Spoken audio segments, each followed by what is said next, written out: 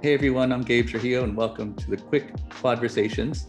I'm your host Gabe, and today joining me is Carla Hart, my former teacher when I was in the hospital and very close friend. So Carla, thanks for joining us today. I really appreciate it. Thank you, Gabe. I'm honored to be here. This is going to be fun. Cool.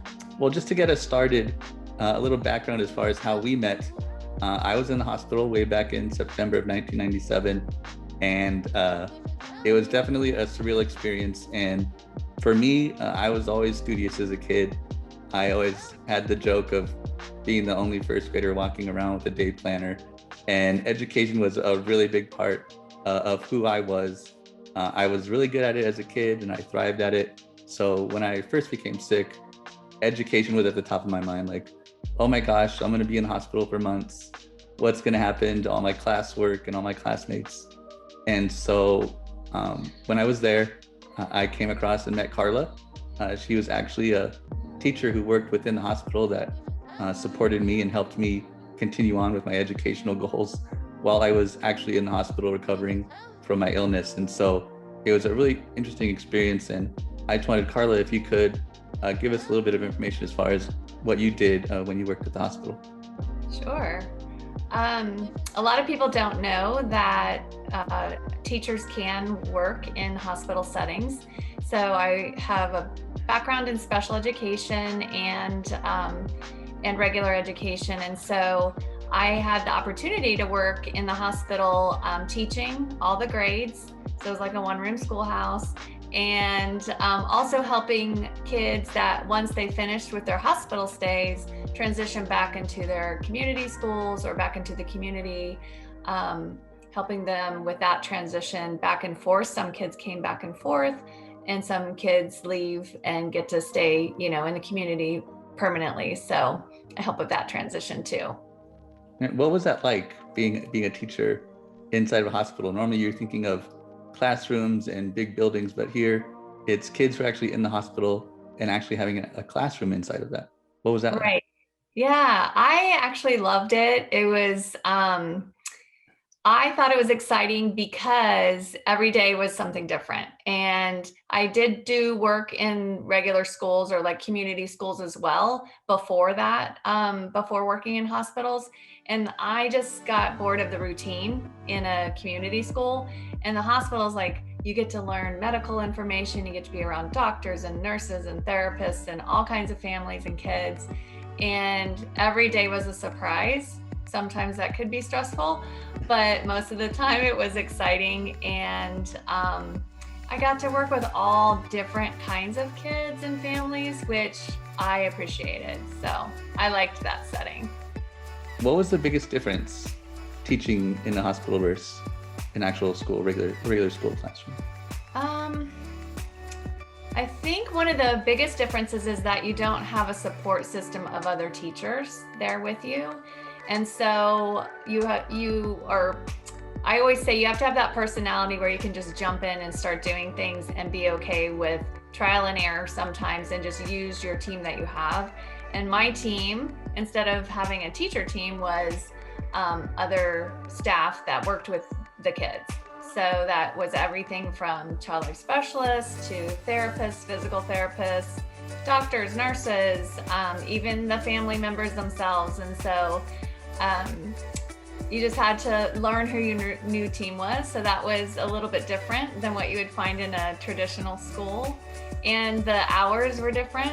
You didn't have like the bell ringing at 9 o'clock for a certain subject. Best made plans usually got changed. So that was different also.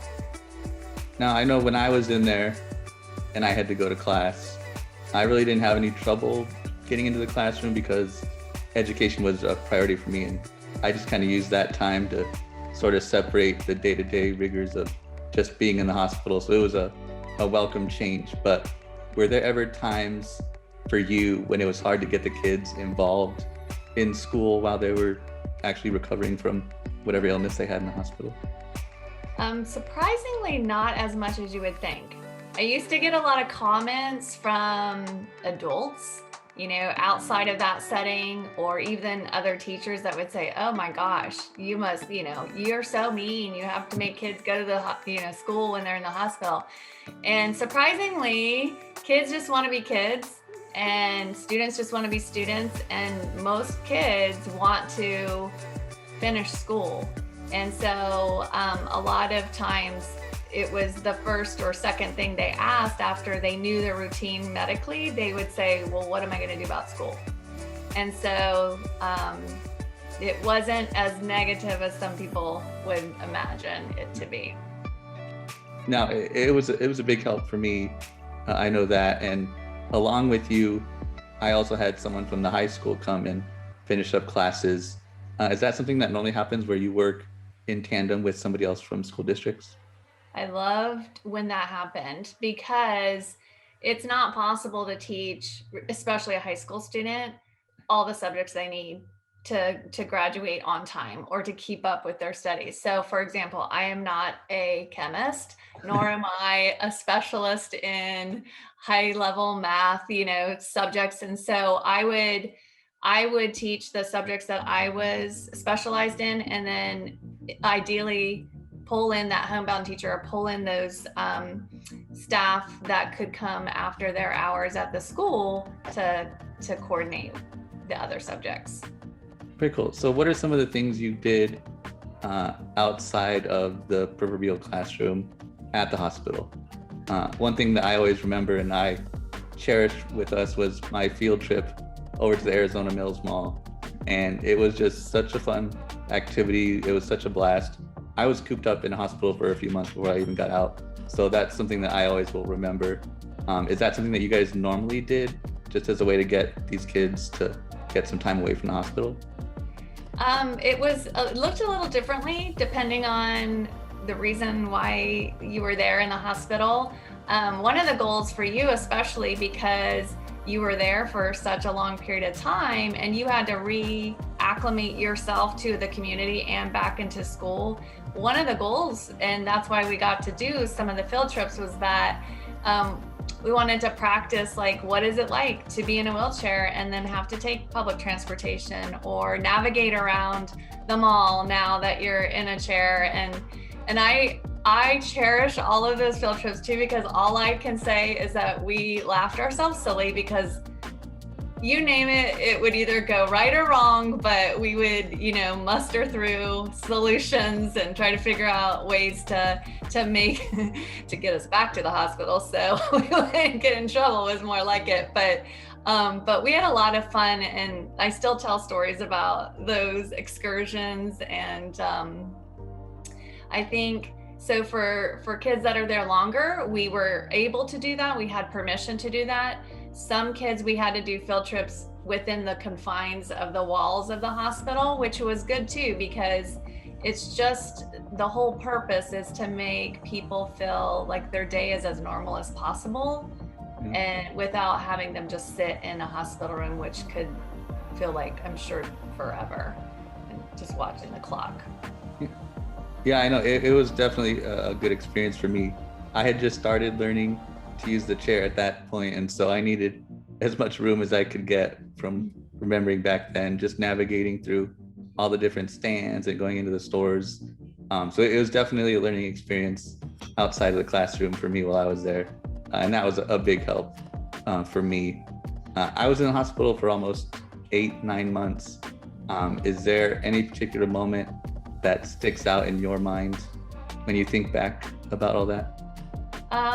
Well, one of the very first memories I have of meeting you is that it was probably the day or two after you arrived, and they had, medically stabilized you, so you were okay to have other people come into your room besides the doctors. And I remember getting a call saying, oh, we have somebody that needs school or would like to talk to you about school downstairs. So I go in, I don't really know what to expect. And you weren't able to talk out loud, at least at the time. So you were talking, but your lips were talking, but your voice wasn't talking. And so, but I remember the first thing you said to me was, I want to graduate high school on time.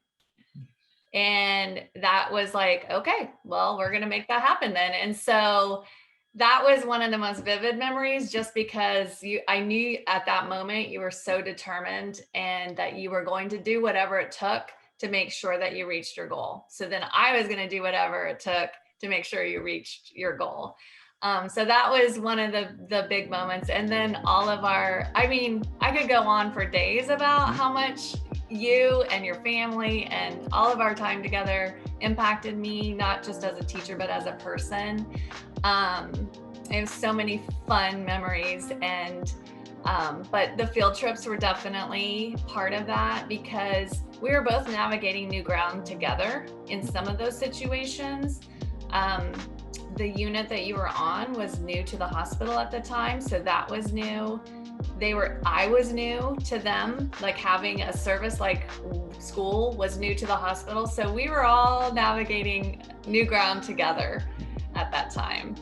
So yeah, I mean, that's crazy, or that you remember that. I mean, graduating on time, aside from just getting out of the hospital, was still a big priority of mine. And with your help and everybody else, I was able to go back to school, and I completed essentially my entire freshman year of high school in the hospital while I was recovering, because that was one of my biggest fears, was to go back to school and be a year behind everyone. So I was wanting to do everything I could, and I ended up actually graduating on time. It was way back, and I say way back, but like 2001.